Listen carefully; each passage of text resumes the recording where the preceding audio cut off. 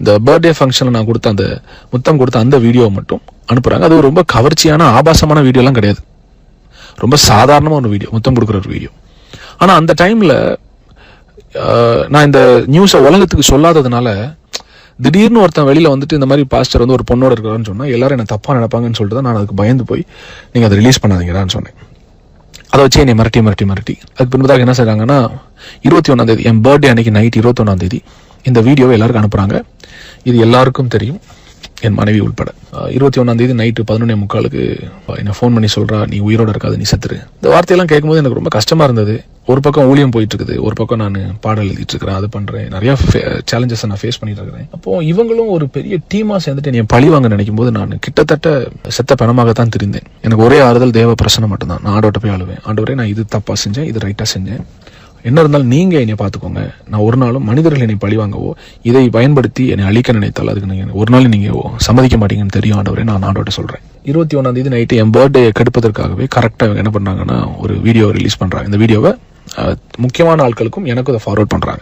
நீங்க நல்லா கவனிங்க. அதன் பின்பதாக 22 என் பர்த்டே நான் ஒழுங்கா கொண்டாடல, நிம்மதியா நான் இல்லை. ஆக்சுவலா கொஞ்சம் கஷ்டமா தான் இருந்துச்சு எனக்கு இப்ப கூட நினைச்சு அழுக வருது.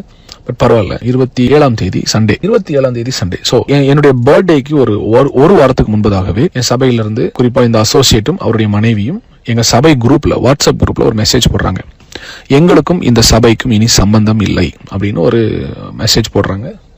இதை பார்த்துட்டு நான் மனவேதனைப்பட்டு அவர் கூப்பிட்டோன்னே அவர் சொன்னார், இல்லை நாங்கள் ஆல்ரெடி முடிவு எடுத்துட்டோம். நான் சொன்னேன், எதற்காக நீங்க முடிவு எடுக்கிறீங்க? நீங்க இதுல வெளியே போறதுக்கு என்ன சம்பந்தம்? இல்ல ஜனங்கள் எங்க கிட்ட கேள்வி கேட்கறாங்க. நான் சொன்னேன், யார் கேள்வி கேட்டாலும் பாஸ்டர்ட்ட பேச சொல்லுங்க, என்கிட்ட பேச சொல்லுங்கன்னு சொன்னேன்.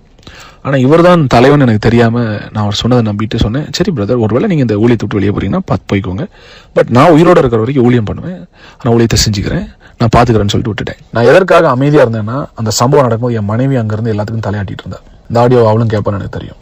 ரீமா, இவங்க எல்லாம் உனக்கு உதவி செய்யல, வாழ்க்கையை கொண்டிருக்காங்க, உன் ஃபியூச்சர் அழிச்சிருக்காங்க மட்டும் புரிஞ்சுக்கோ. நீ உன்னை குறிச்சோ உன் குடும்பத்தை குறிச்சோ நான் பப்ளிக்ல ஒன்னாலும் தப்பா பேச மாட்டேன். அதற்குரிய வரையறையை நீங்க தான் பாதுகாத்துக்கணும், அந்த லிமிட்டை நீங்க தான் காப்பாத்திக்கிடணும். நீங்களும் ஒரு லிமிட்டை தாண்டி போனீங்கன்னா நானும் சில விஷயத்த பேச வேண்டிய வரும், அது வரக்கூடாதுன்னு நான் ஜெபிக்கிறேன். இனிமேலாவது புரிஞ்சுக்கோ. நமக்கு 2 பேரும் நடக்கிற மிஸ் அண்டர்ஸ்டாண்டிங்ல உள்ள எவனோ ஒருத்தன் எவ்வளவு பெரிய கேம் விளையாண்டு அசிங்கத்தை உண்டு பண்ணி உன்னையும் நடத்தல நிறுத்திருக்கான், என்னையும் அவன் துரத்தி சாவுக்கு நேரம் ஓட வச்சிருக்கான். கர்த்தர் என்னை காப்பாத்திருக்காரு. உனக்கு ஒரு விஷயம் புரியணும், இந்த பிரச்சனை நடக்கும்போது எந்த ஒரு மனுஷனா இருந்தாலும் அவனுக்கு முதல்ல தோன்றது செத்து போயிடலான்னு. எனக்கு கிட்டத்தட்ட 4-5 முறை தற்கொலை செய்கிற எண்ணம் வந்தது. டிப்ரெஷன்ல இருந்தேன் 3 மாசமா, சாப்பிடல, 9 கிலோ கம்மியான உடம்புல. பட் ஸ்டில் ஒவ்வொரு நாளும் ஆண்டவர் பிரசனத்துல உட்காந்து ஜெபம் பண்ணேன். நீ நினைப்ப இவ்வளவு தப்பா பண்ணிட்டு அதை பண்ற, ஒண்ணு இல்ல தெரியுமா, நம்ம 2 பேருக்கு தான் தெரியும் என்னென்ன தவறு நடந்துச்சுன்னு. என்னவா இருந்தாலும் அதை கர்த்தர் என்ன பாத்துக்கிடுவார். மறுபடியும் சொல்றேன், உன்னை நான் பொது இடத்துல அசிங்கப்படுத்த மாட்டேன். நீயே ஒருவேளை வெளியில என்னை பத்தி தப்பா சொன்னாலும் I will never open my mouth to tell the world who you are and I will never do that. Yeah, I love my son Zain. என்னுடைய குடும்ப பிரச்சனையை நான் பொது இடத்தில் பேச விரும்பவில்லை, அதை செய்யவும் மாட்டேன். ஒருவேளை அவர்கள் தரப்பிலிருந்து ஏதாவது அவதூறான குற்றச்சாட்டுகளையோ இல்ல ஆதாரமற்ற குற்றச்சாட்டுகளையோ அவர்கள் பொது தளத்தில் வைத்தால் அதையும் நான் சந்திக்க தயார் என்று பதிவிடுகிறேன். அப்புறம் நானும் அநேக உண்மைகளை பச்சையாக வெளியே சொல்ல வேண்டிய வரும்.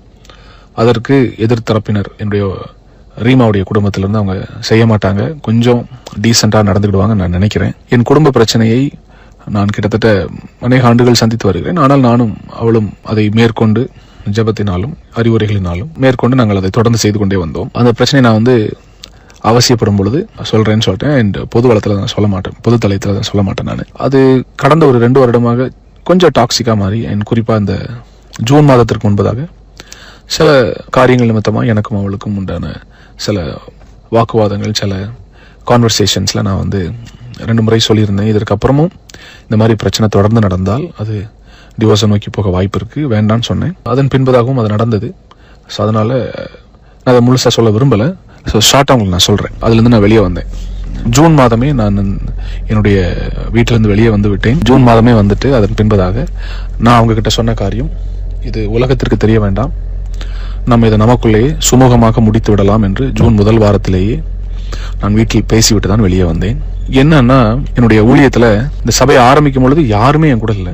எனக்கு அசிஸ்டன்ட் பாஸ்டர்னு யாரும் நான் நியமிக்கல, அசோசியேட் பாஸ்டர் யாரும் நான் நியமிக்கல. ஆனா ஊழியம் வளர கொஞ்ச நாட்கள், நம்முடைய சபை YMCA தான் ஆரம்பித்தோம், கோயம்புத்தூர் YMCA. கொஞ்ச நாள் ஆக ஆக சபை வளர்ந்தது. அப்புறம் கொரோனா காலத்துல எல்லா சபையும் மூடப்பட்டது. அதன் பின்பதாக வேறொரு இடத்துல தொடங்க வேண்டும். ஏன்னா கொரோனா காலத்திலும் நம்முடைய எண்ணிக்கை மெம்பர்ஸ் வந்து ஆன்லைன் மூலமா அதிகமானாங்க. அவர்கள் எல்லாம் வந்தா வேற ஒரு இடம் தேவைப்படுமே சொல்லி தான் நம்ம வந்து வேற ஒரு இடத்தை நோக்கி போகிறோம். இந்த காலகட்டத்துல தான் ஒரு நபர் வந்து எனக்கு அறிமுகமாகிறார். அவர் பெயரை நான் சொல்ல மாட்டேன். பெயரை சொல்வதற்கு பயம் இல்லை. நான் தைரியமா சொல்வேன். சீக்கிரம் ஒரு நாள் வெளியில சொல்ல போறேன் நான். ஆனா சொல்றதுக்கு பதிலா ஒரு ஹிண்ட் கொடுக்குறேன். எல்லாத்துக்கும் அது யாருன்னு தெரியும். அவரை தான் என் சர்ச்ல நான் எனக்கு அசோசியேட் அப்படின்னு சொல்லி வச்சிருந்தேன். கிங்ஸ் ஜெனரேஷன் சபையில அவர் தான் ட்ரூத் டைம் எடுப்பாரு. எனக்கும் என் மனைவிக்கும் ஒரு சிறிய சலசலப்பு போகிறது என்பதை அறிந்து கொண்டு இந்த நபர் என் மனைவி கூட போய் ஜாயின் பண்றாரு. எனக்கு இது தெரியவே தெரியாது. அவர் முதல்ல போகும்போது நடுநிலை மாதிரி போறாரு. கம்ப்ளீட்டா அந்த சைடு போகாம நடுநிலையா அவங்க சைடும் பேசுறாரு, என் சைடும் பேசுறாரு. இதை பத்தி எனக்கு தெரியவே தெரியாது. நான் அநேக காரியத்தை சொல்ல அது அந்த சைடு தெரிய இது போய்கொண்டே இருக்குது. இதற்கிடையில இதை வந்து நான் பப்ளிக்ல நான் வெகு சீக்கிரத்தில் அனௌன்ஸ் பண்ணுவேன். இதை குறித்து எனக்கு பயமும் இல்லை. எந்த பெண்ணை ரொம்ப ஒரு பெண் பிள்ளைய தாக்கி அசிங்கப்படுத்தி அவமானப்படுத்தி சபையை விட்டு வெளியேற்றணும்னு நினைச்சாங்களோ அந்த பெண்ணின் குடும்பத்தோடு எங்கள் குடும்பம் பேசிவிட்டார்கள். ஒருவேளை இது டிவோர்ஸ் ஆனால் என்ன செய்யலாம்? நம்ம அடுத்த திருமணத்தை நம்ம செய்து கொள்ளலாம். அது வரைக்கும் நமக்குள்ளே இது இருக்கட்டும் சொல்லி நாங்க உள்ளதான் பேசி வச்சிருந்தோம். அப்ப என்னோட சபையில சில வாலிபர்கள் ரொம்ப க்ளோஸா இருப்பாங்க. அதுல குறிப்பாய் ஒரு நபர் வந்து எனக்கு அடிக்கடி என் கூட வெளியில டிரைவரா வருவார், கார்லாம் ஓட்டுவார். நான் அவங்க பேரை சொல்லலாமா வேண்டாமான்னு யோசிச்ச போது என் மனசாட்சி சொன்னிச்சு, நீ ஒரு நாள் அதை காண்பித்து கொடுக்காத, கர்த்தர் பார்த்துக் கொள்வார், ஆண்டவர் இதை செய்வார். நீங்க எல்லாம் புரிஞ்சுக்கோங்க. இந்த சபையை நானே கொடுப்பேன்னு சொல்லும்போது எனக்கு வேண்டாம்னு சொல்லிட்டு போனேன் இந்த அசோசியேட் ட்ரூத் டைம் எடுக்கிறவர் கரெக்டா அந்த சபை நிறுத்தப்பட்ட அடுத்த ஒரு வாரத்துல சபை தொடங்குறாரு. சபை தொடங்கினவர் என்ன பண்ணாரு அப்படின்னா, நம்ம சர்ச்ல மீடியால இருக்கிற எல்லா கான்டாக்டையும் கம்ப்யூட்டர்ல இருந்து திருடிட்டு போய் அங்க இருக்கிற நம்ம ஜனங்கள் ஜான் ஜெபராஜ்ன்ற பேரை பார்த்து சபைக்கு வந்த எல்லா விசுவாசிகளுக்கும் இவங்க மெசேஜ் அனுப்புறாங்க, நாங்க சர்ச் திறக்கிறோம் வாங்கன்னு. ஜனங்கள் வந்தார்களா? எஸ், ஆரம்பத்துல ஒரு 70-80 பேர் வந்தாங்க.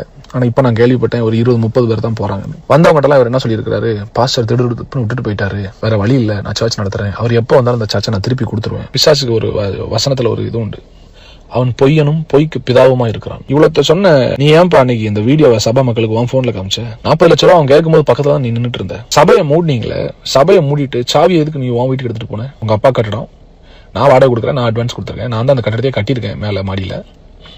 சாவியை எடுத்துட்டு போறதுக்கு உனக்கு யார் அதிகாரம் கொடுத்தது? பொய் சாவியை எடுத்துட்டு போல, சாவி அங்கதான் இருந்துச்சு. எஸ், பூட்டப்பட்ட ஒரு நாள் தான் சாவி அந்த பாக்ஸ்ல இருந்துச்சு. நீ மறுநாள் வந்து சர்ச்சை பூட்டிட்டு நீ சாவியை வீட்டுக்கு கொண்டு போனதை நம்ம சர்ச்சில் இருக்கிற ஜோஸ் என்ற தம்பியை தான் நான் நியமிச்சிருந்தேன். அந்த தம்பி எனக்கு ஃபோன் பண்ணி சொல்லிட்டா இந்த மாதிரி அவர் வந்து சாவி எடுத்துட்டு வீட்டுக்கு போயிட்டாருன்னு.